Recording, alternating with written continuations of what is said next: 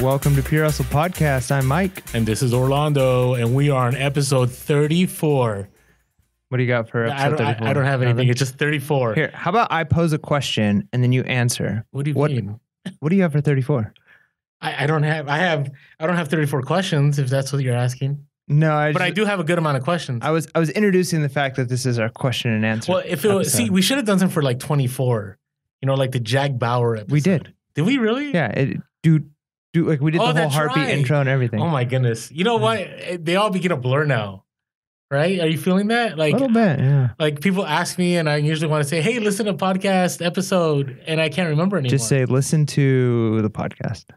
There you just listen to the podcast. Listen to the podcast. Listen to all of it. So this is going to be an interesting episode. And I will say it's going to be interesting because we're going to be going through a bunch of questions. And these are questions that were created by the IG community. We had a few stories. We had a few feeds. And you sent us questions you had. And so some of these are going to be questions that, you know, those that are new are going to really, you know, grasp onto. And those that are experienced, some of these you're going to go like, oh, I already know. But, you know, it still may be worth it because there may be something you catch. But we have a little disclaimer, don't we? I'm sure we do. What's our disclaimer? Hey, what happened to your paper? Oh, did you give me one? I did. Oh. We usually have an outline. Okay. Oh, man. All right. So here's the thing. So, Mike, how much do you think you know about reselling? Absolutely nothing. Okay. A little bit. Like, well, you know a little more than you did in late June. Yeah, I'm always growing. I'm a lifelong learner. Okay. And I'm not in the same place, but I'm also at a place where, you know, we talked about this so many times. The longer I'm doing this, the less I feel I know. That's true. Yep. Right? So we're not gurus, right? I don't think. No, not. I would hope not. Is anybody ever a guru, do you think? I pondered that. You know, I mean, there's the I don't actually have a quote of the week for this week, but I have something that is like a general rule that people talk about a lot that many of our listeners probably know about. But there's this idea like the 10,000 rule. The 10,000 hour rule? Have you heard of that? Yes, I have. Okay. It's from a book. Yeah. Yeah. Well, I mean, I'm sure there's a book that talked about that, but it's been something that's kind of been talked about for a while. And they use like the Beatles as an example and several other like musicians. And essentially the idea is in order to become an expert at something, you have to dedicate 10,000 hours of your life towards it. And that's to be like at the quote unquote expert level. And if you think about it, that's a significant amount of time. A lot of time. I don't even know what that looks like, but, and it has to be like just effort. According to what I know, it's from this book, Grit. That's one of the books that talks about it. But, you know, in that book, Angela Duckworth, who wrote the book, she researched MIT grads, Olympians, movie stars, violinists, people at West Point. And yeah, ultimately, the reason that a lot of those people are able to get to the next level was because of their passion and their perseverance, not necessarily because of their talent. I mean, that played a part. Yeah, that's true. But it's the 10,000 hours that play the role. There's something like cognitively with our minds of repetition for a certain amount of time or doing something. I feel like we're doing an education podcast right now. No, but I think it goes on with what we're talking about. Like you might feel like you know a lot of things. I'm sure that a lot of our listeners out there know a ton of stuff, probably way more stuff than I know. More than I know. And so I think though there's something to be said about like you're always learning because even once you get to that 10,000 hours in reselling, you can't fully be an expert unless part of that 10,000 hours is recognizing that you constantly have to add more hours because trends change and platforms change and so bolos change. Yeah, it's a constant growth. So some things will be very elementary, basic level, probably question and answers, and some might be a little more advanced. So that's good.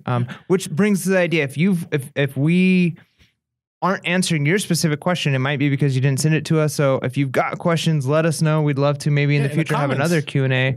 Ask questions in the comments. We've got a great community. Yeah. They will jump in and answer. Agreed. And I also was thinking if there's something, and here's the thing, you and I have learned a lot being on social media is that everyone always knows better than you, right? We keep joking about that, but it's true. Like, and sometimes it is that they know better, or sometimes it's just they know differently, right? So some things we may suggest and throw out there, it may not be the best model for you, right? It may not be the right solution for you. So if you have something you'd like to share, go ahead in the comments below. We'd love to hear from you. That would be, be incredible because we've learned a lot from, our listeners on the podcast, our viewers on YouTube, those that follow us on Instagram and Facebook. It's been great. So with all that being said, I'm just hoping that we're able to help a lot of you at least get started in the right direction, or if you've been doing this for a while, maybe bring upon something different that you haven't thought about. I like it. Are you ready for these questions? Let's do it. All right. Do we have Jeopardy music playing in the background? We don't. I keep waiting for these sound effects. Like, remember our Hustle of the Week sound effect? No. Okay. You're like, I don't know about that. You know, I think my feeling is I'd like our listeners to make the sound effects in their mind, because then it involves them in the process, like imagination. Use your Mike imagination. never ceases to surprise me. He always has some random thought like that. I don't even would have thought of that. That's right. So, okay. Number 1, what are our thoughts on Funnel Guru or Amazon ungating services? Now, this could have been, do you know what this is about? Do you know what this question's asking? Generally, yeah. What do you think it's asking? I mean, I don't use Amazon isn't a platform I've jumped into 100% at this point, but I know there are services or people who have suggestions or ways that they think that will help you get ungated in certain categories. Okay. Because I mean, honestly, I as somebody who tried Amazon a little bit and I need to try again, that was immediate frustration. I would say probably one of the first things I ran to on Google was, how do I get ungated, right? So did you actually Google it? Oh, for sure. Oh, wow. Okay.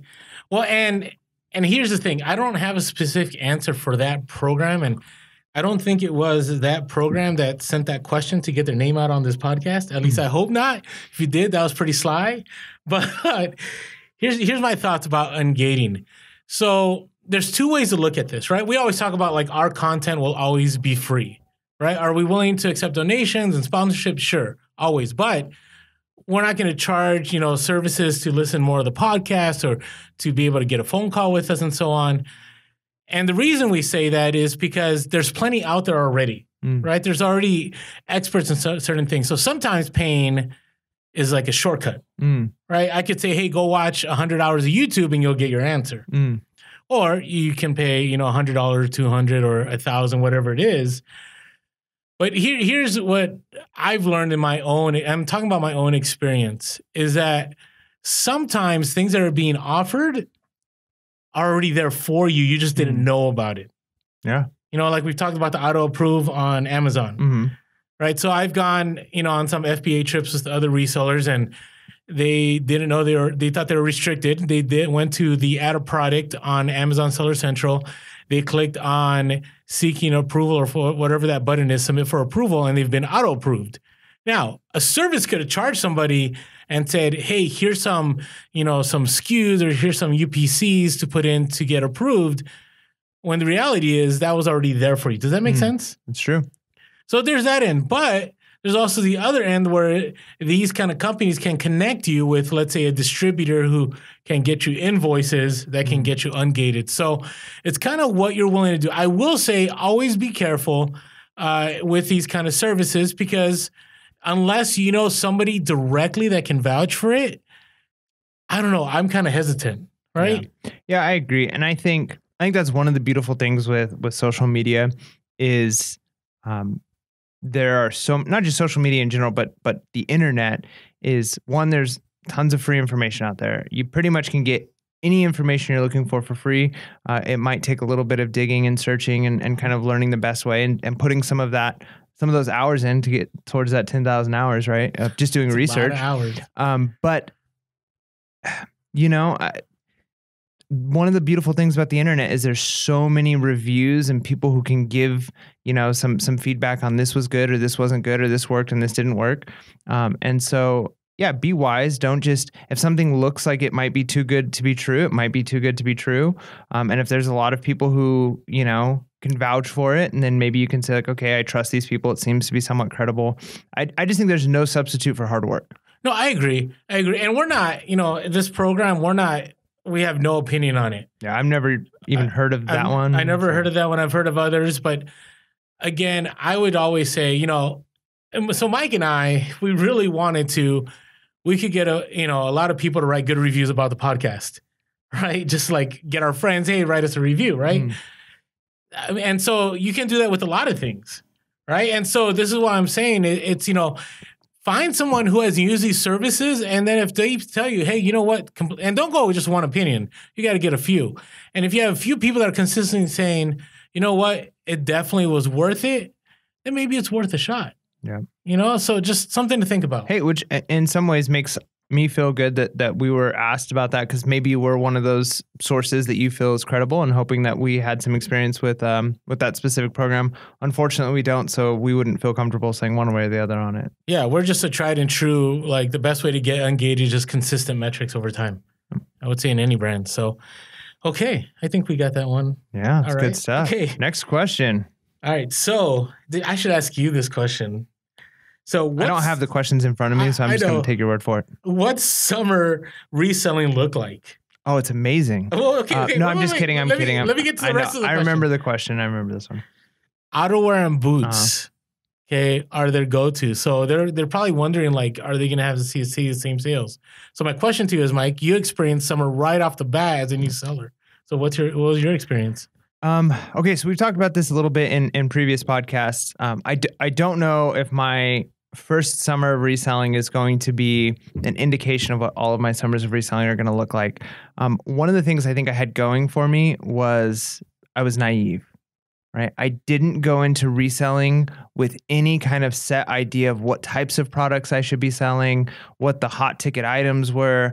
I just went into reselling with, I looked at every single item at a garage sale and at a thrift store, and I looked it up on eBay. And if it was selling for money, I bought it. So I didn't have something I was looking for. I wasn't looking for a specific brand of shoes. I was not looking for a specific brand of coats. I was just looking for anything that would sell. And I think that's true. I think that's one of the reasons I did so well in the summer was I was picking up the most random stuff, but I saw comps that were selling for money that nobody else was looking at. So I think when it comes to summer, especially if your specific niche, as it were, is outerwear and boots and things like that, is don't be afraid to try other things and think outside the box a little bit. I mean, I sold random workout equipment. I sold random knickknacks. I sold just the the most bizarre skin caliper. Yeah, just bizarre stuff. And it just was a matter of, I looked it up and there were comps.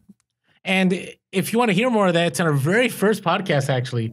It's funny because before we did the podcast, we did like this ride-along. It was like, I think it was one of the more epic ride-alongs we ever had, because we hit all these garage sales and then we hit thrift stores right after. Yeah. And seriously, I was grabbing completely different items than Mike was grabbing. Yeah, you had a set, because you've been doing this so long, and I was a little intimidated. I watched you go down a rack of clothes, and you were just like ching ching ching ching ching ching ching, looking at the brand labels, and I'm like looking at them, and I'm holding them up to you like, what about this brand? And you're like, no. I'm like, okay. What about this brand? And you're like, no. So you knew what you were looking for, and I think the fact that I was so naive in a lot of ways caused me to be slow. I probably missed a lot of the bread and butter items, but I found a lot of items that were just unique and different and cool. So yeah, I would say for you, if there's probably a lot of people who their model looks very different. So instead of boots and outerwear, they're selling flip-flops and, sun care or beach items. I don't know, things that summer's their But just time. remember, it's winter somewhere, right? Whether it's Australia, whether it's another part of the world. I sell a lot of coats in the summer and a lot of boots still. So it doesn't mean that it's going to go away. You may have to be strategic more in your sourcing or, how your listings, or you may have to promote items, but definitely you got to think things through as far as, what is the best way to market those items, but you're definitely able to still make those sales. Yeah, absolutely. All right. So best of luck in the summer. Hopefully you get Mike luck. Yeah. Mike, listen to the first two podcasts. It's like, I don't know where the sales that Mike was making right away. It's just crazy. Luck has absolutely nothing to do with it. It's just hard work. It was hard work. Remember, enough hard work, you land an opportunity. That's my quote of the podcast. Nice. There you go. Okay. All right. Pirate ship question. I feel like we're spokespersons for pirate ship because we keep talking about it, but somebody had asked us about media mail and pirate ship, and I contacted pirate ship directly. Really easy. Yes, you can do media mail on pirate ship. That was the question, but it's like any kind of media mail, right? Do you know how to do a media mail shipping? I mean, I've shipped quite a few things through media mail. Did you use eBay tape for media mail? Yeah. No. Okay. Why not?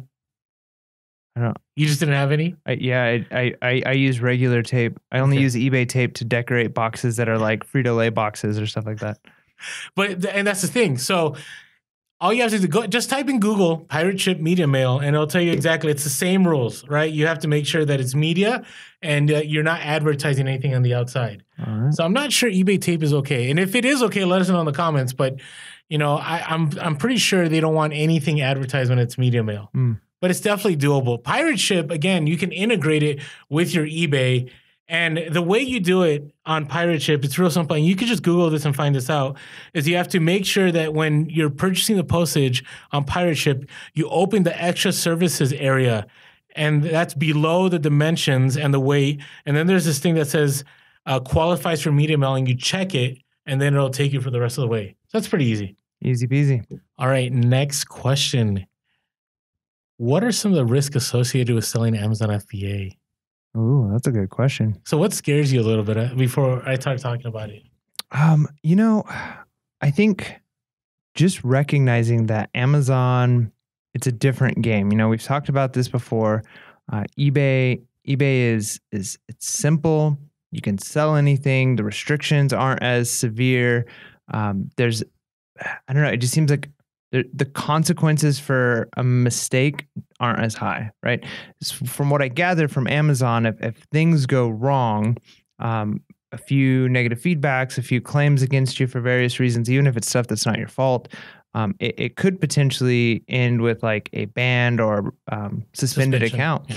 And if that becomes your main source of income, I think I would live a little bit in fear of, okay, like when is this going to happen? When are my metrics? Bezos? Yeah. When are my metrics gonna, if they fall into the wrong position and things go out of whack, is my money gone? It'd be like the fear of losing your job almost. Okay. No, and I think it's all very real, right? And I will be very clear, like Amazon should not be your only income stream. That's just my opinion. It just shouldn't, because if you get suspended and you're making a ton of money on Amazon, you're going to have to either, there's programs out there where they help you get unsuspended. Sometimes people have to get attorneys. I mean, it's not like eBay, like you said. And yeah, can you be suspended on eBay? Sure.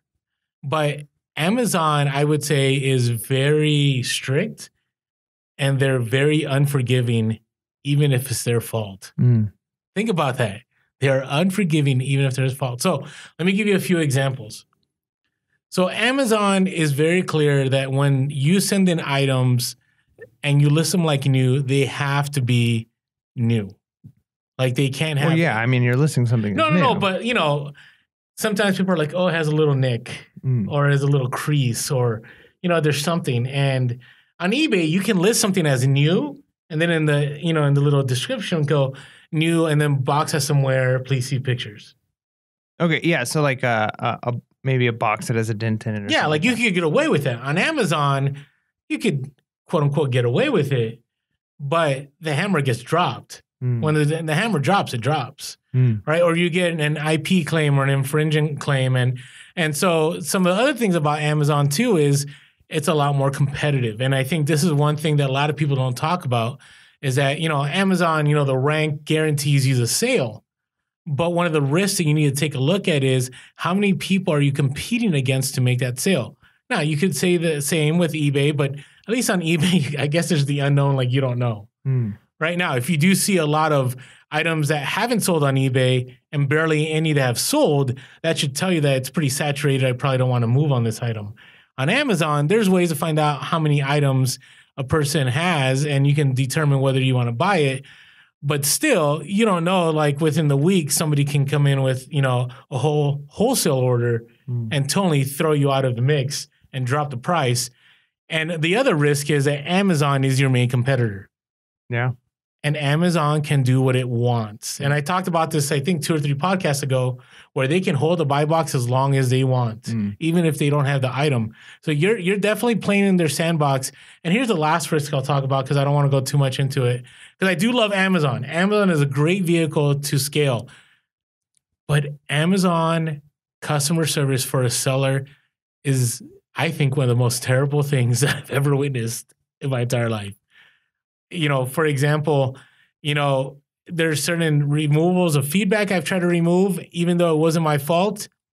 Amazon opened, the case opened, and they said, nope, it doesn't fall under the guidelines, and that's it. can appeal. It's not like eBay where you can call like the second or third or fourth person and maybe you'll get somebody on your side, right? And also on Amazon, if they tell you to contact, Seller Central, I've sent multiple emails in the past and never heard back, ever. I mean, think about that. Never heard back. I didn't even get a template email back.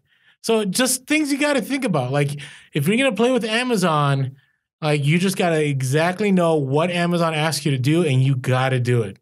You got to be above reproach on every single item that you send. So there you go. Yeah, I mean, that's good stuff. I think too, another thing you didn't mention that's a little bit just concerning for me is the idea of storage fees and things are going to be there and how long are you going to be paying for that. One nice thing with eBay is you're storing it, which is also a negative, right? Because you have to store it. You have to pay for a store for eBay. If you're going to be selling a lot on Amazon, you have to pay for an Amazon seller account. And if you're not selling enough items, then that's kind of money wasted. So yeah, there's a few other things to kind of think about with that too.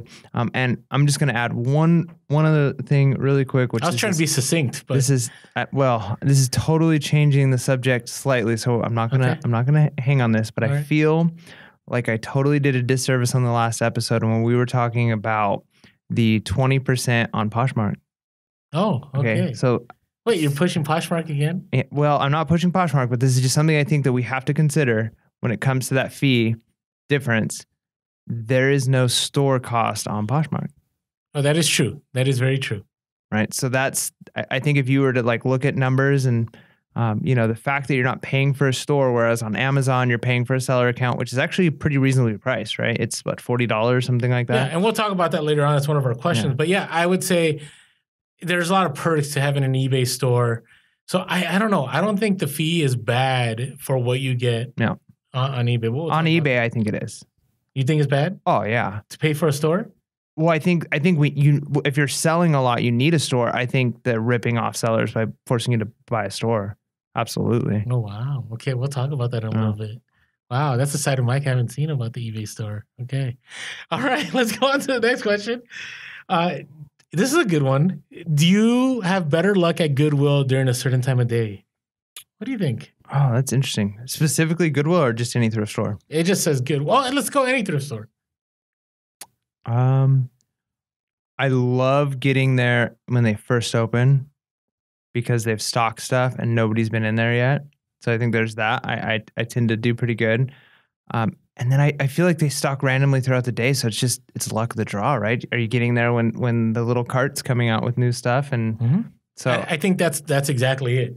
So I have one store, and you know what store I'm talking about. Like I love going there right before they close, right? Because the stuff is out there for the next day, but they haven't put it out really, right? So it's out there in the bins, and so no one's really looked through it. So I know that store, like key time for me to go is right before closing, right? There could be another store, and they restock in the middle of the day. Right. So I think it's more of a general, like you have to understand the patterns of stores. And some people do that.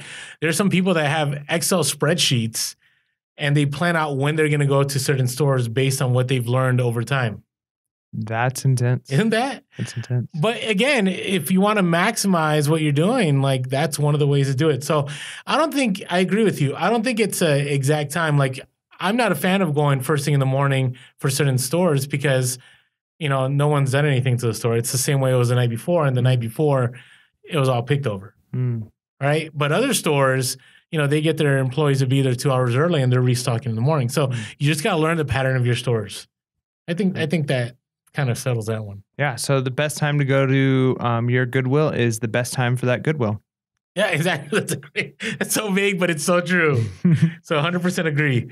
All right. Oh, dropshipping. We talked about a little bit about dropshipping last podcast. Did, yeah. A couple of podcasts we've. Was it a couple? Has it been a couple? Well, last one we did and a few before we talked about it too. Yeah, I think so. Dropshipping goes in waves. Dropshipping was big, I want to say a couple of years ago, and then it kind of faded a little bit. And now it's big again, but it's, now eBay has banned certain kinds of dropshipping. So this kind of relates to this question.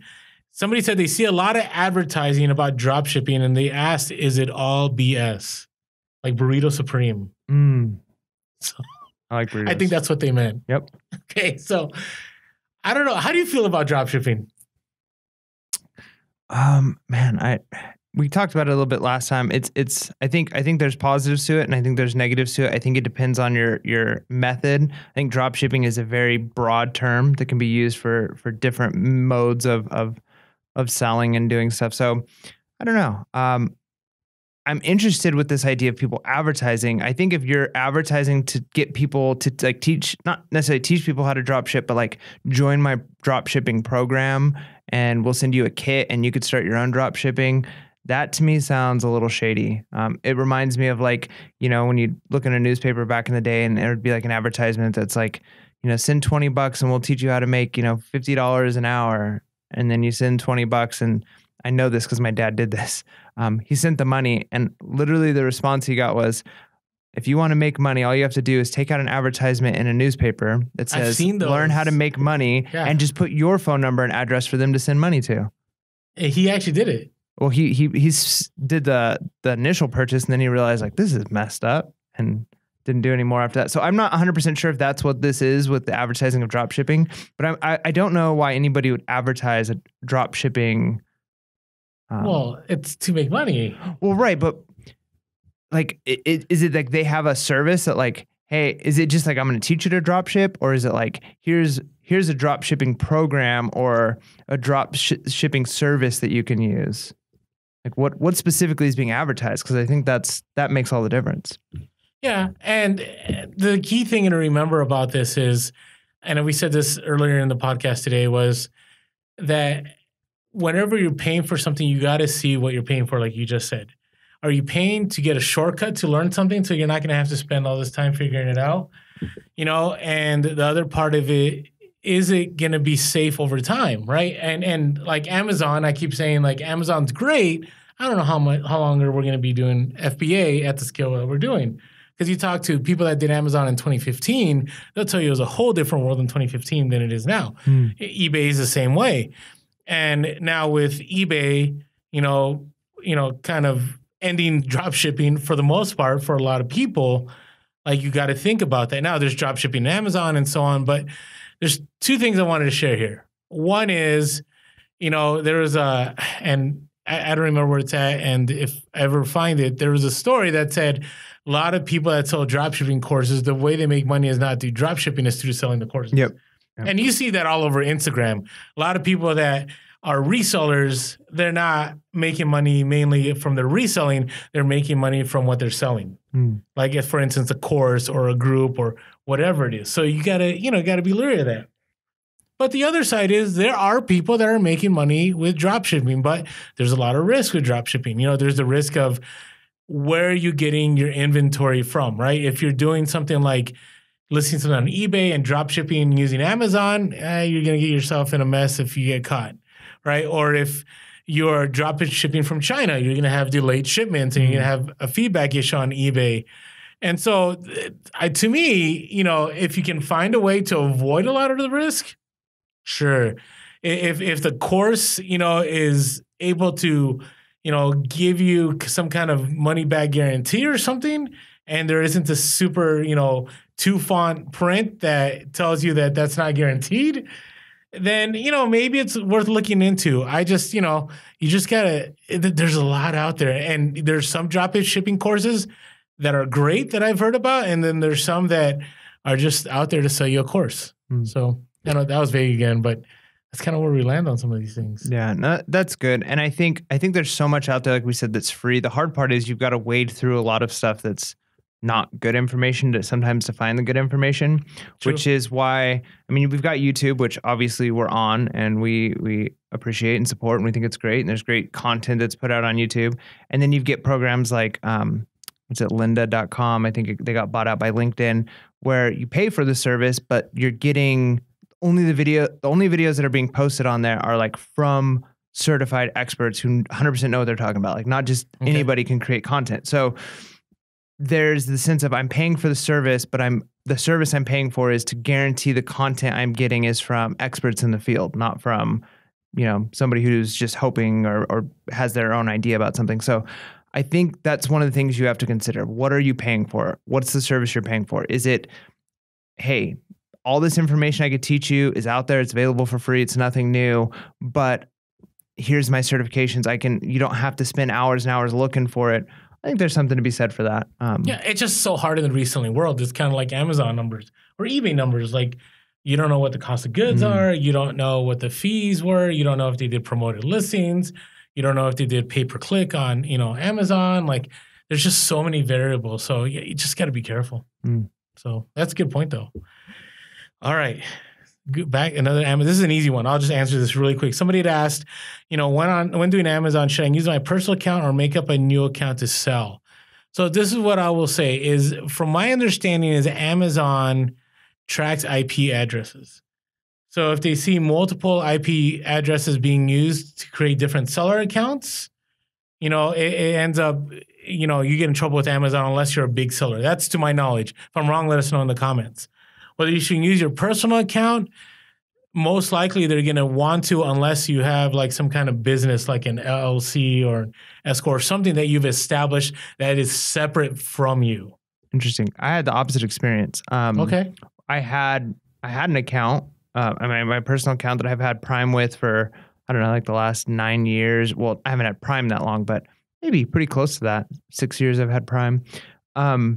And so when I first went to go list something, which was just like a college textbook, like a year ago before I started reselling, they wouldn't let me do it. My seller account on that account had been closed because I had not sold anything for X amount of time. Okay. You have a short limited time. And so I actually called customer service and they told me that, you only have a window of 6 months or however long it is to sell something on an account. Okay. And then they shut down the seller account portion of it. At least they did for mine. And I was required to open up a new account. And as I was opening up that account, it asked for different information, tax information, stuff like that. So you might be required to create a separate account that's not like your purchasing account. So yeah, it all depends. I mean, again, I'm just I feel terrible because we're just speaking out of experience. I do know some people that try to create multiple accounts and they end up getting suspended. Was it multiple seller accounts? Yeah. Okay, I think that's a different thing. So yeah, if so your personal account, and seller. yeah. So maybe, and again, if you really want to know, I would try to call Amazon if they'll answer the phone. Hey, from my experience, they're really good to new resellers. I see. If you don't know, Mike had a conference call with Amazon. I've never even experienced that ever. They were so nice. And I've been selling on Amazon, I want to say it's been 8 years. It's that hook, man. It's the hook. I think they're like, ooh, a new seller. Got to hook them in. All right, let's go to our next question here. That wasn't as easy as I thought it'd be, by the way. So it's okay. There's complexity to this. It is. See, neither of us are expert on anything. Well, we're trying to be real. Yeah. Like, that's the thing, right? Real, relevant reselling. All right. Next one. Is there a way to get reseller insurance with a group rate? What does everyone do about insurance? All right. So this is a tough one. Okay. Now, on eBay, there is no requirement as far as having insurance. Is it a good idea? It depends how big of a seller you are. Now, on Amazon, if you have a pro account, Amazon does require one, but Amazon has not done any kind of audit looking if you have insurance.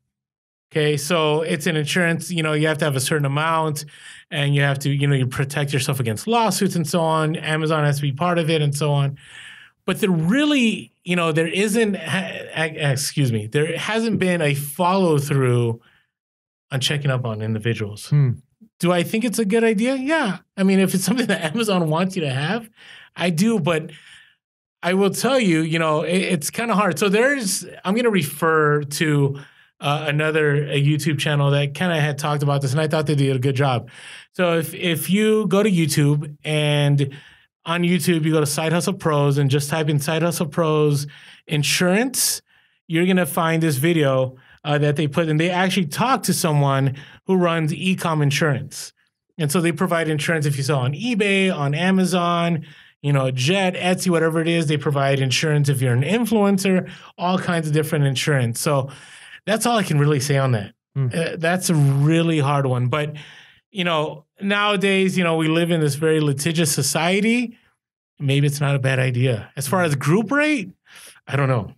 That's just a hard one. Maybe we should start our own. Like, we could pull together and start an insurance. I don't know. And here's the thing you got to remember about insurance is that you can insure anything, right? It's kind of like car rentals. Like how many times do you get offered, the $20 a day, but your car insurance actually covers you still, right? You got to look into what is actually being covered. So anyways, that's our thought. So that's, go to Side Hustle Pros, type in Side Hustle Pros insurance, and there should be some kind of video dealing with e-commerce insurance. Hopefully that helps. So I'm sorry that we don't have a YouTube video for that one. Maybe in the future. Maybe in the future. All right. When selling items on eBay, what's the best thing, Mike? When to list it and when to put it up? Do you do auction or do you do best offer? Oh, definitely. Definitely buy it now with best offer. My first several things that I sold on eBay before I officially started this reselling game, as it were. I remember business. Yeah. The first few things I sold were auction because that's the only way I knew how to sell things on eBay. And I remember I sent you like a text message like, "Oh, look at these 3 items I sold." And you asked me like, "Did you get any offers?" And I'm like, "Yeah, I sold the item, right?" This, yeah. So I was a little confused because I did it as auction, and I think he was confused that I sold through auction and why I didn't do buy it now. I think probably most of the time now it's definitely buy it now. I think there's probably some exceptions to that. Sometimes when auction might be the way to go. I don't know. Okay, so let me address the first 2 parts. They ask, what is the best thing? Don't know. Right? It all depends. What is your niche? What is the current trend? Some people do really well with electronics. Some people do really well with shoes. That's just going to be a research. You're going to have to find what, you're able to source, what you're able to, get at a decent price. What are you comfortable with? What are you knowledgeable in? And I will say, you got to source items, not all of it, but things that you're really interested in. Because what I find is when I source those items I don't care about, they also don't get listed either, right? And I'm not saying go outside your comfort zone. I mean, some of my biggest sales were outside of my interest. So you still got to keep an eye. But you got to understand that you're going to have to take pictures of it. You're going to have to list it. You're going to have to pack it. You may have to answer questions about it. So that's just my suggestion to you. And the second part about it was, what type of listing? And I agree with Mike. I'm very big on buy it now with best offer. Always. I do auction, but it's very rare. If it's an item that is very unique and I may get more for it or I don't know what it is, but even still, if I don't know what it is, I'll just put a super high offer and see if there's any takers. And the market will decide whether it's worth what you put it up for. Yeah, that's good. So that's a tough one. So, all right, next question was, how do you keep a record of Amazon flips? I'll answer this one. It's really easy. It's on Amazon Seller Central. There are so many reports. Now, it's going to take some work, but you can get reports on your returns. You can get your reports on your feedback. You can get reports on, what were the orders for these months. You can get, there's all kinds of reports. And Amazon does a really great job of data keeping. You just got to be able to go through all those reports. So that's it. Okay, this gives us a good time for a break. Hey, if you haven't had a chance yet to subscribe to our YouTube channel, right now while we're recording, what are we at, 983? On YouTube? Yeah, something like that. We're getting close. So we are 17 away from hitting the 1K mark. So we would love it if you subscribe to 1K, not Y2K, 1K. Yeah. Think about this. You could potentially be one of the first 1,000 subscribers to Pure Hustle Podcast.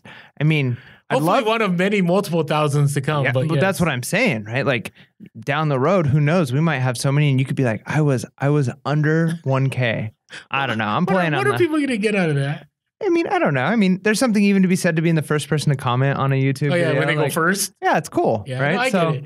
So if you haven't had a chance yet, please subscribe, hit that bell button to get notifications when the next podcast, or sometimes we drop videos on certain things. Also, comment below, hit that thumbs up. That's one of the biggest keys for us to be able to get this information out there is hitting that like button. Yeah. Did you want to add to that? It, you had something to share about the like button last time, so we won't talk about it this time. We got 2 dislikes in the last one. That's okay. We're gonna get a lot more in the future. Yeah, that's the way it is. It's okay. It's part of. Does it hurt your feelings? No, I'm one of those people. Like try to live peaceably with all men, and so when somebody doesn't like something, I'm always like, what? What was it? Okay. Have you ever been in a public bathroom before? Yes. Okay. That is the most random question. It is, but if you look at what is carved or tagged on the walls inside of so many public bathrooms or on the toilet seats, and I look at that and I think like how angry of a person do you have to be? No, I agree. To be like talking trash about like entire people groups or whatever in a bathroom. Like I don't want to be in there any longer than I have to. And there's people like with a knife carving on the seat. Like there's people who are they're just angry. They're mean. Like, okay. You know, All right, we're gonna end up thumbs with down. okay, It's not too bad. No. If you don't like the podcast, still thumbs up. All right. Also, hey, on Instagram, we are Pure Hustle Podcast. We're always trying to drop some kind of knowledge on Instagram, on our stories. We are Pure Hustle Cast on Twitter. We are Pure Hustle Podcast on Facebook. And we also are purehustlepodcast@gmail.com. If you have any questions for us that you want to send us an email, or you can always give us a call. You know, I'm kind of feeling lonely. We haven't gotten a lot of calls lately. Yeah, give us a call. Shoot us a call. 619-738-1170. That's 619-738-1170. So always feel free to get a hold of us. We're here for you. You know, drop us a DM, leave us a comment. Love to hear from you. All right, you ready to move on to the next few questions here? Let's do it. Okay. So, FBA goals. Mike, what's your FBA goal for the year? To do it. Okay. I think he's had the same goal since June. You were close at one time.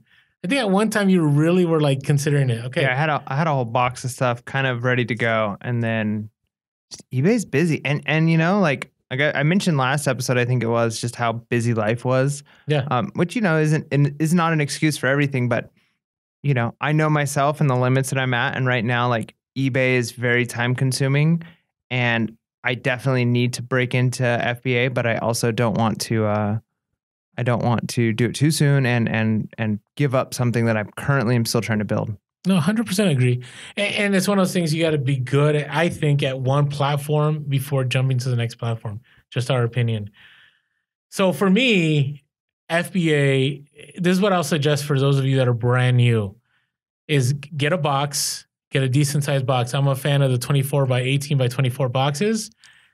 And you pick up FBA items when you get a chance, whether a garage sale or a thrift store, or if you're doing retail arbitrage, and you fill up that box. Once you fill up that box, then you start thinking about putting together a shipment. Now, the concern is you may get split shipments and it may not all go in that box, but at least you have some kind of measurement of where to begin. Now, personally, as my goal, so I'm trying to change my model. You know, my model right now, as far as income, is 70% Amazon, 30% eBay. I'm shifting. I think right now I'm at 65-35. I hope the math is right there. That's right. Okay. And then I eventually want to go more into eBay. I have my reasons that we talked about in other podcasts. But my goal is every week I want to send out a multiple box shipment. And I'm talking about the 24 by 18 by 24 boxes. And, you know, do I have a monetary goal? It ebbs and flows. Right? Because sometimes I have a huge score and I'll make a few thousand on a few boxes I send.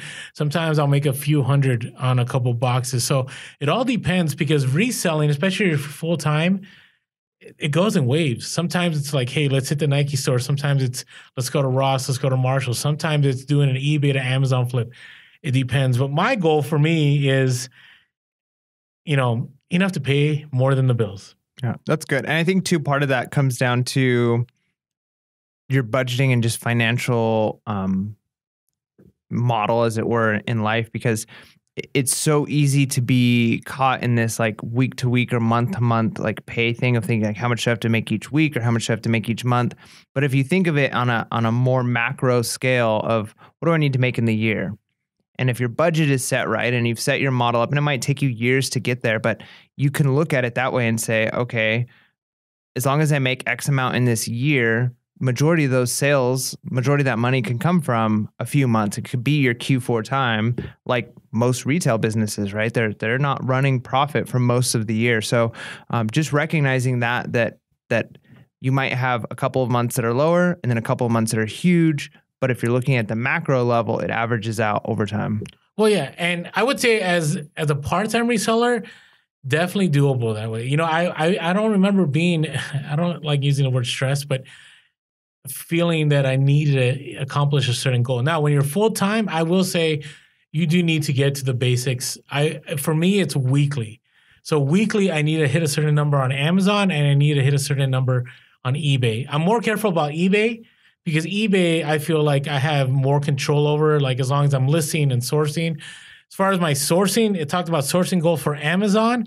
It's enough to send a several box shipment each week. And Amazon is such a beast. Like, as long as the ranking is good and the competitors are at a decent level, you can constantly make sales.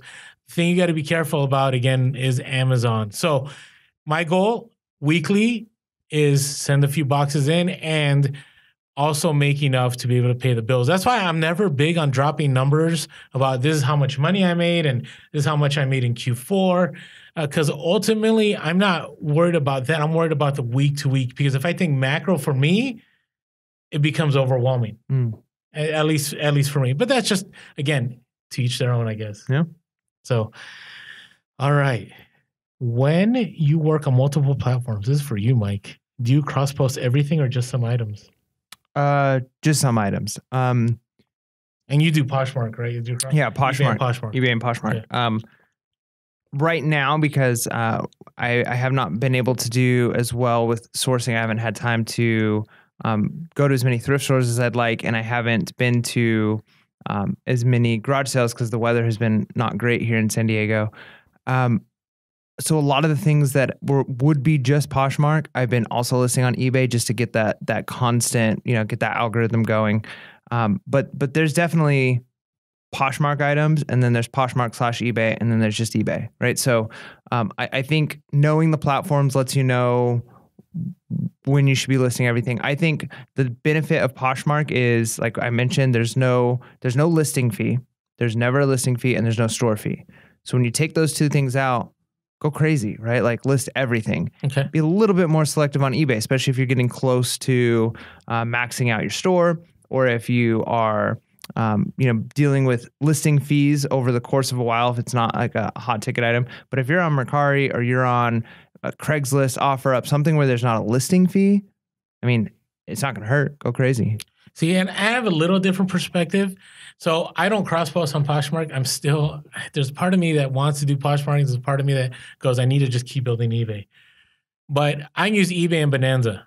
And Bonanza is easy for me because I just import every single listing. And I have gotten more Bonanza sales lately. I don't know if it's because we mentioned them on the podcast or on IG, but I've had a few more sales on there. But as far as, you talk about, this relates, you talk about fees on eBay. I'm very big on, even if you get to the end of the month and you're going to be paying 10 cents per item or whatever the ongoing fee is based on your store, still relist items. And this is why I say this, is that all you need to do, think about it. Let's say you have to list 20 items. Okay, no, let's make it even bigger. Let's say you got to list, what's 20 times 10 cents? Is it $2, right? Okay, so let's say you got to list 200 items, right? And it's going to cost you 10 cents a pop. That's $20, right? So you list those 200, out of those 200 items, let's say one or two of them sell, right? And you end up, selling one for 30 and one for 50. You've already made that money back. If you hold back from using that listing, you won't get that sale. And so you don't know, I guess it's FOMO, what you're missing out on. So I'm a big proponent. Like, for instance, I'm at a place in my store where I'm at premium. I'm not an anchor. And I don't have enough listings to go anchor. So sometimes, that's a $300, fee each month. Sometimes I end up paying I end up paying $60 in fees because I got to relist a bunch of my items. But sometimes the items that I sell, I'll end up making $300 or $400. And if I held back to save that change, think about it, it's change that you're talking about. I would have missed out on those extra sales. That's true. Come on, eBay. That's messed up. I really do think. I think what's more messed up is the promoted listings. I'm really more irked about the promoted. No, I think listings. Promoted listings are okay. I think paying for extra is fine. I think in today's day, I can't think of another platform besides Amazon where you have to pay storage fees, but they're giving you a service of they're literally you have holding to pay a lot more in storage fees. No, I understand that. But I don't know. I just think that in a world where every platform, I mean, heck, Craigslist, you put stuff up for free for the longest time. Is like I didn't know how they were making money on Craigslist. Like, how do they operate a website like that? Have you been to Craigslist website lately? It's not as bad as you make it out to be. It's the same thing that it was 20 years ago. And it's effective. It still works. Now, I don't know. Craigslist is pretty bad these days compared to offer up and let go. Okay, true. But same thing. So you're not paying these listing fees, right? Like when you're not paying a listing fee on Mercari, when you're not paying a listing fee on Poshmark, when you're not paying a listing fee on any other platform, and you don't have to pay for a store. I don't know. It just doesn't, I don't understand why eBay is penalizing their sellers when they're making money off of the items we're selling anyways. I think it's a valid point. Okay, well, we'll wait we got an eBay store question later on. So hold on. Does it feel like, Mike, you're not a fan of the eBay store? No, I think it's okay to talk about it now because I don't think it's necessarily. So one of the questions was, when do you get an eBay store? Right? What would you say? Financially, when it makes sense, right? So I think that's, I don't have the exact math in front of me, but so I don't know. So whatever it is, however much you're spending per listing, you get to a point when it's like, okay, having the eBay store is going to cover the cost of what all those listings would be. What's that, like 100 items? So it depends on the subscription. Yeah. So I think it's what, 50 items, 100 items, somewhere around there is probably a good idea to say like, okay, get the store. So I think what I'm saying is different than the fact of that question. That question is, when should you get a store? Well, in the current system, I don't know. It's probably when you get to like 50 to 100 items, you should probably be thinking like, okay, because eBay is ripping us. I'm really negative right now, right? Do you have coffee in there? Do you need me to get you some coffee? No, I'm good. I got some Diet Dew. That good, always brightens my day. No, I think this is part of being real is when to get an eBay store. Well, it's okay. Financially, it probably makes sense around between 75, 100 items, somewhere around there to say, like, okay, having the store is going to be cheaper than paying the listing fees. And for a long time, when I first started, I didn't pay any listing fees because I kept getting these promos that were like 1,000 free listings for this month. Mm-hmm. You know, and there haven't been as many of those lately. Yeah, I don't know if that was just because it was like I was new or if they were giving that to everybody. But so I didn't pay. But once I started to say like, oh man, I'm paying more each month in listing fees than a store would cost, it just made sense to get the store. And you get a couple of benefits, but man, I don't feel like you get enough benefits for them to justify charging their seller. Okay, so I do think the eBay store, I think Amazon, not Amazon, I think eBay is valid in creating eBay stores. And I'm not getting paid by eBay, by the way. At least we're not yet, right? One day we'll be sponsored. So I suggest getting a store. I told Mike, like when he's at about 50 items, right? Because you never know when you're going to get to that 100. Because you do initially you get 100 fixed price listings for free on the starter store, right? And so I'm at a premium and I get 1,000. Now, again, I have, close to 1,500. I'm going to have probably close to 1,800 in a couple of weeks if things go right. And for me is I end up paying all these fees, but there's a few advantages to it. Like if you don't have a store, you can't run a sale, right? If you don't have a store, you don't get all those same metrics. If you don't have a store, you don't get the free listings. If you don't have a store, you don't get that eBay shipping supplies coupon, right? So, for the stores, you're paying a different fee. So, let's talk about, the fee. So I'll talk about the premium store right now. So the fee for the premium store, right? I end up paying, I'm trying to look at the fees here. Oh man, I can't even remember what I pay. Anyways, I know for the Anchor store, let's go to Anchor store, it's $300, right? A month. That's a lot. But you also get direct access to a different eBay call center. You need to get a hold of people. You get the $150 in supplies every single quarter. Okay. You're able to run your sales. You're able to look at the metrics. Now, should there be an in-between? That's where I think the problem is. I think the whole model, they're not going to change it because they're making a ton of money off of it. But why isn't all of those things just offered for you being a seller? Like, okay, not the eBay, the coupon for shipping supplies, I get that. But if you're paying $300 a month, but you get a $150 coupon in a quarter, well, that's not a great deal. It's just not like there's no reason that you shouldn't just be able to go on vacation without having to pay eBay to do that. There's no reason you shouldn't be able to have metrics without having to pay for it. That's all I'm saying is they're already getting 10% of every single sale right? Yeah, or more if it's promoted. Right. Okay, so you kind of swaying me a little bit. I will say I have a problem with the upfront cost to list. That's where my problem is because, if you look at it, if you don't have an eBay store, or let's say you have an eBay store and let's say you have the starter store, right? And you run out your first 100, then for fixed price, you have to pay 30 cents. Yep. Right? After that, right? Now, I have the premium store, so I only pay 10 cents. Now, in the end, it's a small amount to pay, but why couldn't, I guess... Well, you're saying 10 cents is a small amount to pay, but you paid 10 cents plus the cost of the premium store. Correct. So imagine if that month you didn't have to pay anything, like every other platform. Maybe. I don't know. All I know is right now, I can't do the things I want without having a store. So but what exactly? So, they're holding that over you. They're like, you want to do these things, pay for the store. But it's like Amazon. Okay, it's their sandbox. You got to play in it. So that's true. So, but that doesn't change the fact that I feel like this is an outdated model. Okay, so maybe we need an eBay revolution.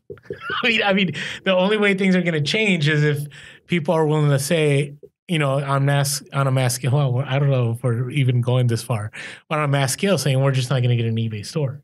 That's not going to happen because they want to sell. Now, I could be wrong. Like I admit, like maybe I don't understand the economics of this completely, and maybe that if they were to open the floodgates and say like, hey, we're going to there's no listing costs, like list as much as you want, that I don't know, maybe eBay gets flooded with like fake stuff and it ends up becoming an issue, or like, so maybe that's their way of ensuring, well, not just gating people, but I guess in a sense, yeah, kind of like quality control, like, right? Like people know what they're buying on eBay because people pay for a store. But I don't know. I just feel like I don't really hear like people complaining about other platforms being full of junk or like, I don't know. It seems like eBay is in a place where, because like we've talked about, they're kind of a cultural phenomenon. They're a norm. We all understand who they are, and they're not really going anywhere, that they can kind of say like, well, this is our model. I mean, they've changed their model. It used to be you paid per picture, right? Oh yeah, I remember that. Those were terrible days. Right. So at least they've moved past that, but I kind of feel like they're still holding on to this idea of like pay like Penny Saver, you paid to put your ad out, or in the newspaper you'd pay to put your ad out. Craigslist changed that. Hey, do it for free. I didn't hear people complain of like, oh, well, that ruined I love when everything. Mike brings up the Penny Saver. Hey, that was my favorite thing to get in the mail, man. I loved it. All right, so yeah, and that's what I was saying. Like I agree with you. But I agree. I think the model of having to pay up front for listings, it's just a bad model. Especially the way that everything now is you pay on the back end when you make that sale, which to me makes sense. Right. So maybe there are ways that they're trying to gate things or protect the brand and whatever it is. But going back to the question, when should you get an eBay store? I still think when you're at 50 plus items, it's a good idea. So then you could do you can do promotions manager, you could do promoted listings. You have different ways that you can optimize your sales that you can't do if you don't have a store. Now, there are some big time resellers out there, YouTubers that I know that don't have stores. Right? So it's working for them. So I'm not saying it's the end all, right? And I'm sure one of those YouTubers right now is listening to us and they're like, yeah, Orlando, I haven't had a store for years. I'm doing really well. And I agree. I can't disagree with you. Like if it works for you, it works for you. Just for me, I do like the access to the different tools. Yeah, no, I think tools are good. I think that's one of the reasons I wanted to bring up that venting before we even got to that question is I didn't want to, I wanted there to be a distinction between the idea of when should you get a store? Well, the current eBay model, it's definitely financially when it makes sense when you're paying more for fees than the store would cost. But I think the separate issue is, man, why do they even have the stores? See, and that's why I appreciate Mike. It's refreshing to have Mike on the podcast. I mean, because I got a cool hairdo. That too. But we've always said like there are things as an experienced reseller that I kind of just get used to. And Mike brings a fresh set of eyes and goes, wait a second, why does eBay do this? Right? And where I'm just kind of like, I guess that's the way it is and we'll just roll with it. And sometimes you got to do that. Like sometimes that's just the way it is. So All right. I like our interaction on this podcast. It's very different, There we go. but it's good. All right. When you do inventory, do you have a system or a program? Yeah. Google Sheets. Google Sheets? Yep. So tell me a little bit about your Google Sheets. It's awesome. It's free. Google, use it. Okay. So this is kind of a vague question. There's some people that do really well with spreadsheets. I'm not a spreadsheet kind of guy. I probably need to be, or I might hire out somebody to do it. But the one thing that has helped me do inventory really well is a custom SKU label. Are you using that at all? Yep. Okay. And so the custom SKU label, when you do your listing, there's a space that's custom SKU label, and you can put whatever info you want on there. So for me, I put the letter of where my item is stored, and and if I want to put more info, I put more info. What some people do, which I think is great, is they put the letter, and then they have a letter to like reference where they sourced it from. Then they have like the date, and then they have the price all in that label. Yep. Yeah, I think that's great. I think using that's what I'm doing now with custom SKUs. But I do think that helps with the inventory side of it. Like, where is this item at when it sells? Okay. How much did I buy it for? But I think at the end of the day, when you're trying to figure out what was my gross income, what was my net income, you have to be able to look at your sales for the month. How much was the cost of inventory? What was the cost of the listing fees or shipping and all of these extra costs, the PayPal fee, all of these fees have to be calculated into, okay, what was my actual net take home? Because you might look at your 60-day total and say like, wow, I'm at a good number. Yeah, but, I know, right? But if 70% of that is fees and shipping and cost of inventory, well, the only way you're going to know those numbers is if you're keeping some kind of records, whether it's an Excel or Google Sheets or something like that. So I do think that if you want to take your game to the next level, use some kind of accounting or bookkeeping. My wife likes to actually handwrite in like a ledger book that information, and then I just go on and put it onto the computer because I like being able to make like pie charts and graphs and pivot tables and see like, okay, well, how much did we make off of this? How much are we averaging on shoes, right? Like, I don't know. I just like that information. No, but that's great. So kind of like what Mike does, I do, and I'll go to another question because it kind of relates to it because somebody had asked, how do you end up, organizing, how much you paid for cost of goods and where you got it from and all that. And so the resource I use is GoDaddy Bookkeeping. And I love GoDaddy Bookkeeping for a few reasons. There's some things that they can work on, but one, I'm able to integrate my Amazon and my eBay and my business cards, right? So I have cards that I strictly use just for eBay and Amazon. I don't use any other cards. So I keep my account separate. And we kind of talked about that a few podcasts ago. And GoDaddy Bookkeeping allows you, like, you can put it under cost of goods. You can put it under supplies. You can put it under shipping. I mean, there's, all kinds. You can also track your mileage on there. So it doesn't track it, but you can enter how many miles you drove in a day, where you went and so on.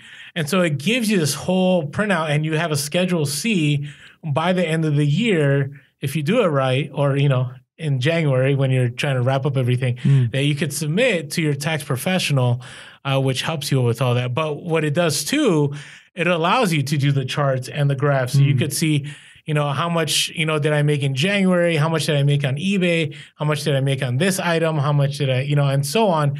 So I really like GoDaddy Bookkeeping. To me, it was a game changer because it's one of those things that it has an app that works with it.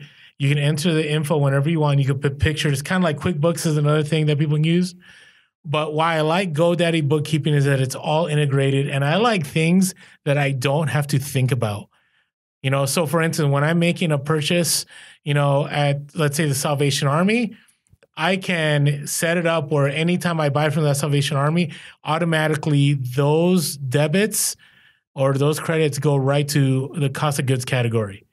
If I ever go to UPS or I go to U-Haul, right, that'll go to my supplies category automatically. Yeah, another good program for that's free is called Mint. So it's another one to consider. And GoDaddy's not free. There is a yearly fee. No. So Mint is one that's pretty good for keeping a budget. You can use it for your personal life and if you got a business card, you can keep track that way. But it will do the same thing. It does a pretty good job. Its user interface.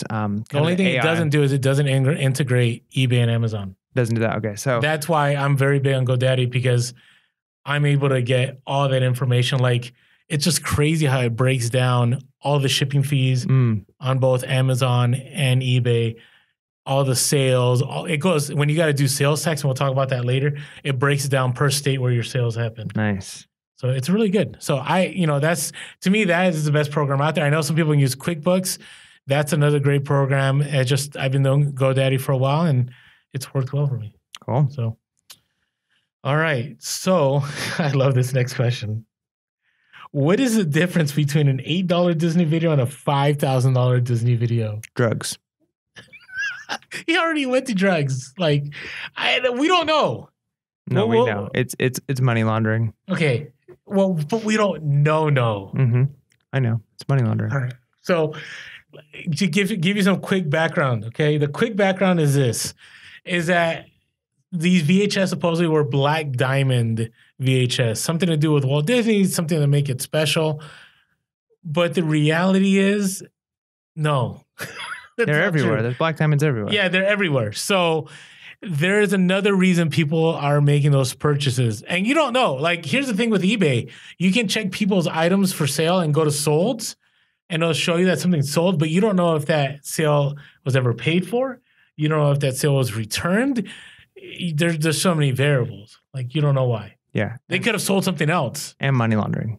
And there could be it's money laundering, or it's black market, right? Like, they, I mean, it's hey, if I want to sell something illegal, but I want to do it through a channel where I'm guaranteed to get money, right? Correct. Then, hey, you buy my whatever item for $5,000, and what I actually ship you in the mail or hand you, and not me, but is going to be something that's a little bit shadier. But hey, here's your Black Diamond VHS, or whatever the key secret thing is, and because you can pass anything off as a collectible. Hey, on a platform where you can buy a jar with somebody's breath for thousands of dollars, no one's going to question, what you're selling and why, especially if it's collectible. I mean, who's going to question what you spend money on as a hobby? So that's what I think's happening. No, and that could very much well be.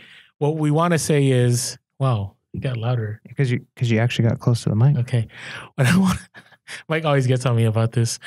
So what I want to say is, there's, to our knowledge, no such thing as VHS Disney tapes that are special that go for several $1,000s. Now, there may be a limited edition out there that we don't know about, or there's like misprint, things like that, or very specific covers on artwork. Or certain movies that were like banned by Disney or like taken off their list, that if you find them, you can make money. There's things like that, but as far as the Black Diamond and all that, that's not real. Yeah. So unless you're money laundering or selling illegal items through the black market, you're probably not selling Black Diamond VHSs. Correct. All right.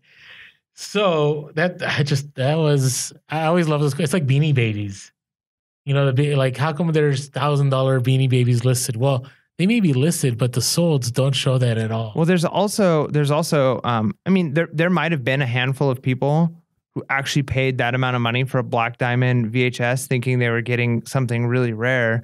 Because of hype. Terrible for those people. Because of hype, right? Like, all of a sudden there's a news thing, or somebody sees like, oh my gosh, these are going for this much. Like, I'm a Disney collector, I need it, before they even do any research about like what it is. So I'm sure there's a certain amount of hype. Like, wasn't there some famous example of that with like flowers being traded in as an economy, and then like that crashed? Oh, maybe. I'm thinking about historically, like about tulips back. Yeah. Oh, you're talking about that, right? Like back in I forget what reign, but it was somewhere post Middle Ages, and like tulips were worth more than gold at a certain point in time, and it's because of hype. Oh, we're getting historical here. Yeah. And it wasn't even real, but like that's kind of how those things happen. Is people value things too highly, and then it turns out that hey, it's not actually worth that. That's true. Tickle Me Elmo, fingerlings. Anyways, okay. Yep. Moving on from there. All right, this is a quick question. Somebody said, what type of Home Depot boxes you use for FBA? I actually don't use Home Depot boxes. I use U-Haul boxes, and my favorite one is the 24 by 18 by 24. The reason being, it allows me to put the bigger items in there without having to Frankenstein a box. So it's you pay up a little more, but they're sturdy boxes. I've never had an issue with the shipment, so that's what I use. And we're not sponsored by U-Haul. But if you're listening, U-Haul, You know where we're at. Yeah. So, all right, FBA returns. Wow, I'm just going to go lightning on a couple of these. FBA returns. Who takes the loss and do you get your item back? FBA returns, you always take the loss. Wah, wah, wah. It's one of the risks of Amazon. It's people will return things and for no reason at all. And you notice this as a consumer. Have you ever returned something and been tempted to just make it defective so you don't have to pay the return shipping? If it's not a defective item? Yeah. Have I been tempted? I don't know. Maybe. I don't think I've done it though. Okay, so on Amazon, as long as you put defective, it's always free return shipping. Oh man. That's I get stuff all the time that people hit defective and I get it and it's totally fine. Like they didn't even open it. They just buyer's remorse. Buyer's remorse, whatever it is. And so yes, you always get charged, the fees and everything. It's part of the risk of Amazon. It's just the way it is. Do you get the item back? Yes. If it's damaged, it becomes unfillable. And so you can either get it disposed of by Amazon. And so what they'll do, they'll destroy it, quote unquote. Usually goes to like those Amazon liquidation packets. Or you get it returned to you. And what I'll do is I'll sell it on eBay, but I hate saying this. You're out of that money. There's really nothing more you can do. That's one of the risks of Amazon. Yeah. So, all right. So talk about sales tax. Are you a little worried about sales tax? Sales tax, yeah.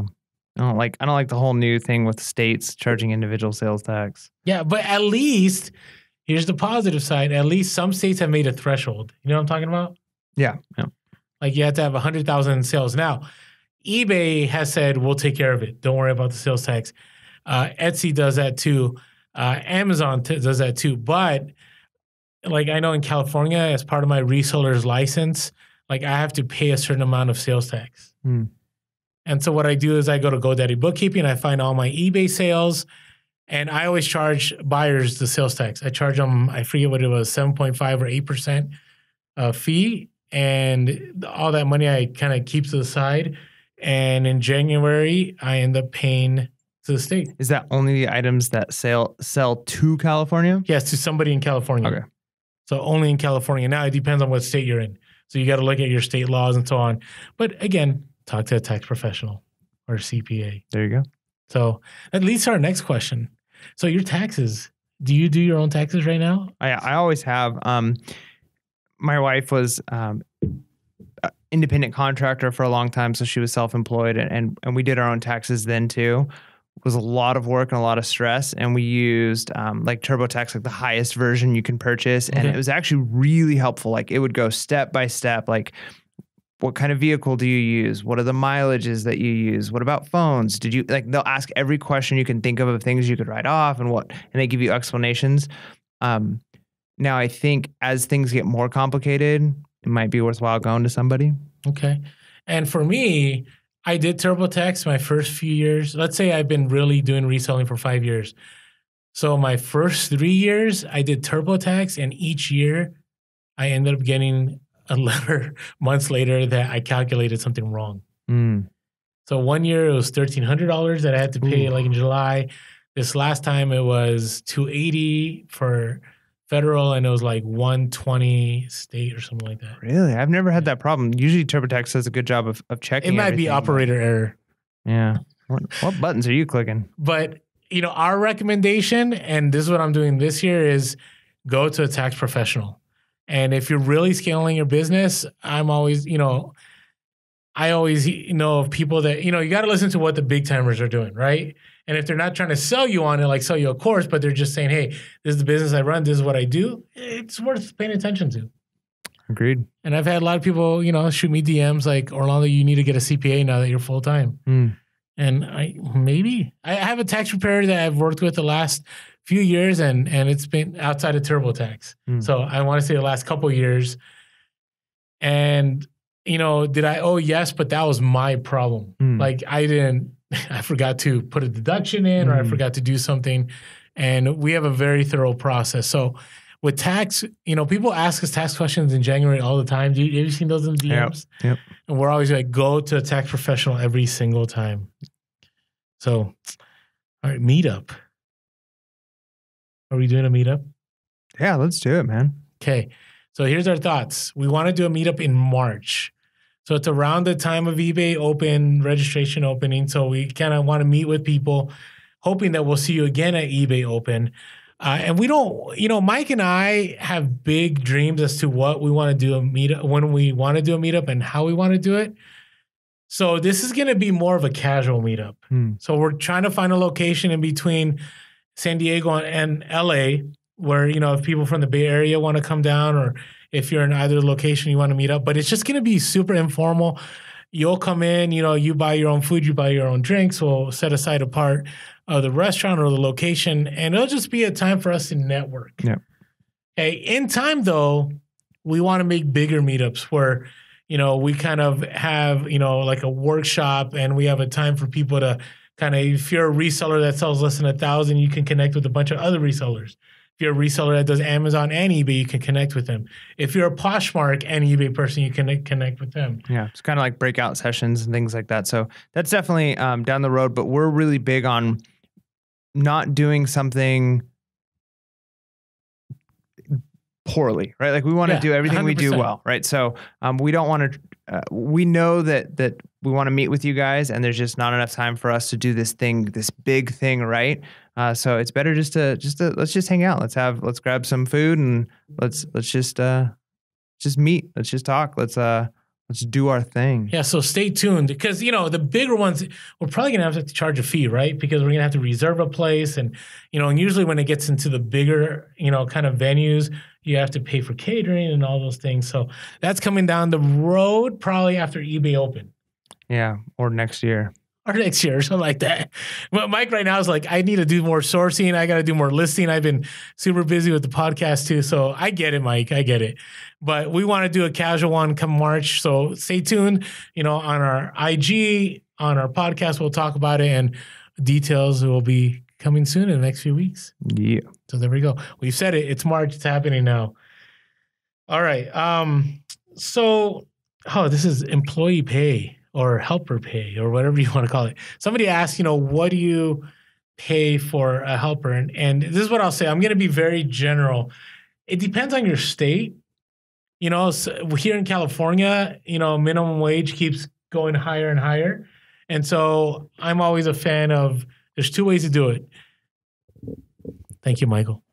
Appreciate it. You're welcome. If you know someone and you can vouch for them, or other people can vouch for them, that's the best way to get somebody to help you. And for me, it's, you trust that they're not going to steal from you, that they're going to work hard, they're going to be consistent.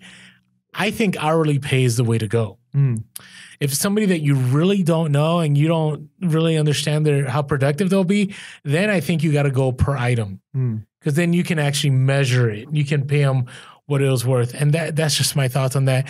As far as how much you pay them hourly, you got to decide, based on what the state has decided for minimum wage and how much above you want to go. I'm a fan of the Costco model. You know what the Costco model is?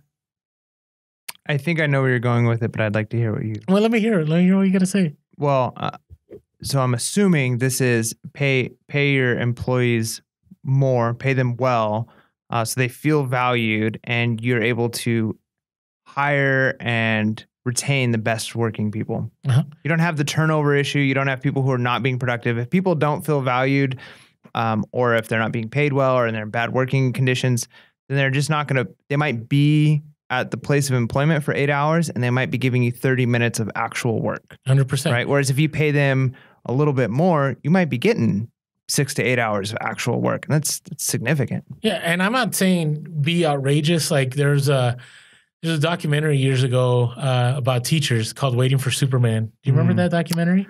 Absolutely. And teachers were getting paid like $100,000 a year. But you know what? It didn't produce better teachers. It led, this is the follow reports, and I could be wrong, but it led to a feeling of entitlement because they were making that amount. Now, if you pay, I think, something that's reasonable and a little bit more, right? And it gives people a reason to stay, to be loyal to you, to be consistent. But they also got to know, hey, if I want to get to the next level, if I want to make more, I got to be consistent in my work ethic. Yeah, I think there's other elements. We don't need to get into it on the on the teacher pay thing. I think there's other elements that are at play there besides just pay that are involved with why you're not getting better working people. But you do see in other countries where teachers are treated more like professionals. They have more opportunities. They have more flexibility, and they're treated.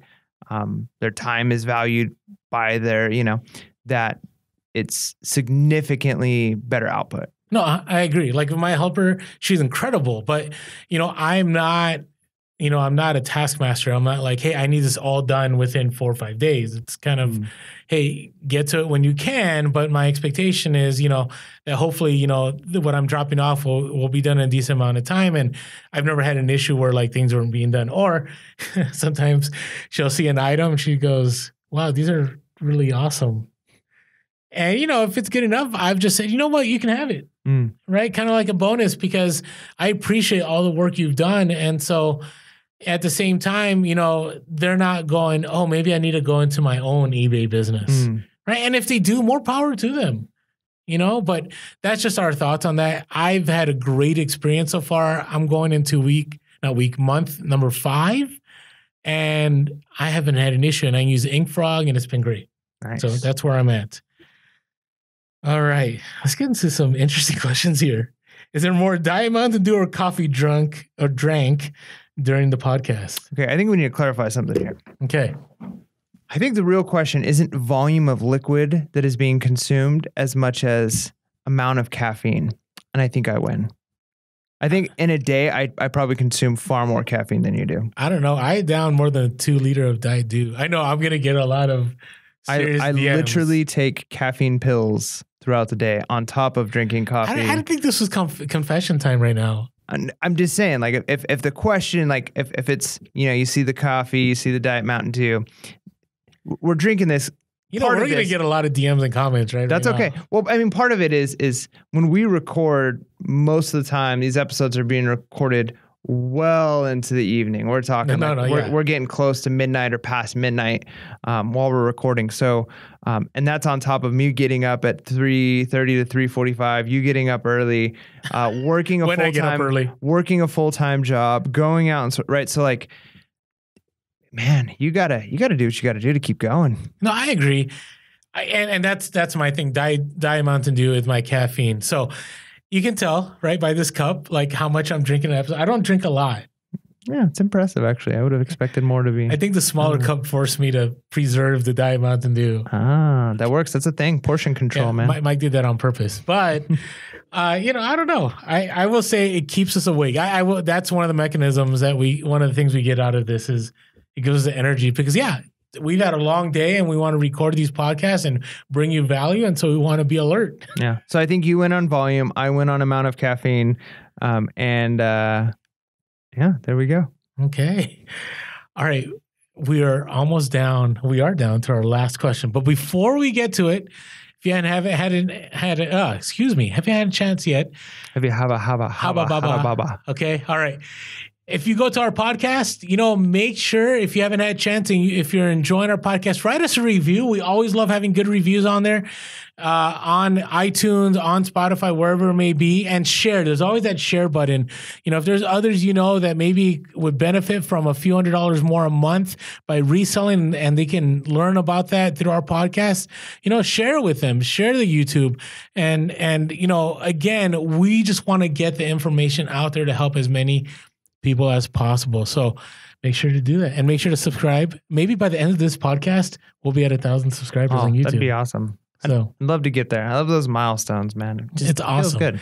And again, thank you to all of you that have, dropped a donation to help us with this podcast. We really appreciate it because again, Mike talks about the time that we spend. We're really thankful. So if you haven't had a chance, there's a link below. If you feel led to, that would be incredible. Yeah. I mean, got to keep these lights on. You guys saw the one episode where we came in the dark. I don't want to do. That was on purpose. Though. That was a conspiracy episode. I don't want to do a whole episode in the dark. So. No, we'll be okay. But we always are very thankful and appreciative. Again, we will always have this information out there for free. We will not charge to listen the last 20 minutes of our podcast or for you to get more information on our Instagram.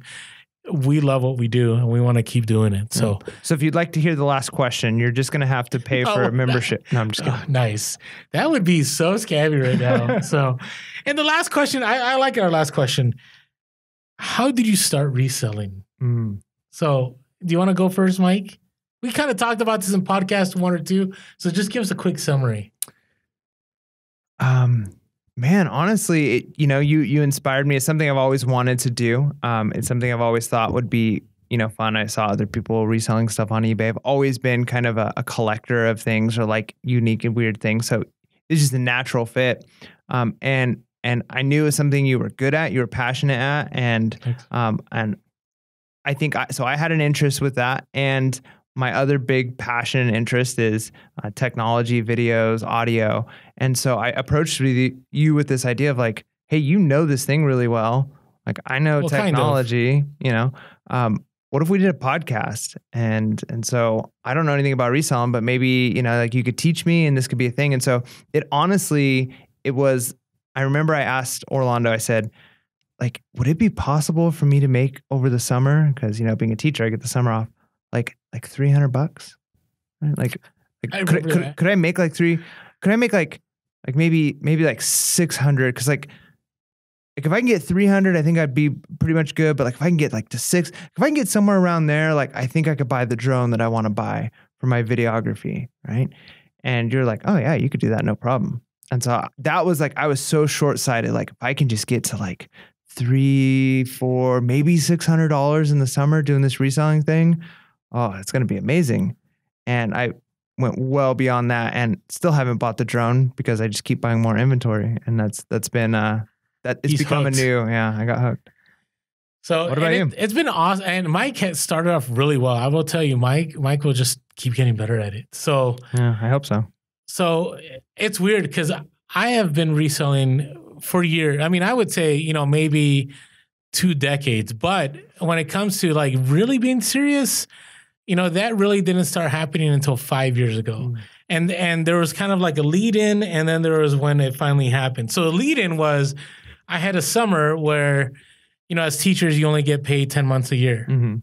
It depends on your contract. Well, this contract was 10 months. So I had no way of paying the rent, but I kept going to like these AP teacher conferences and they're giving away textbooks.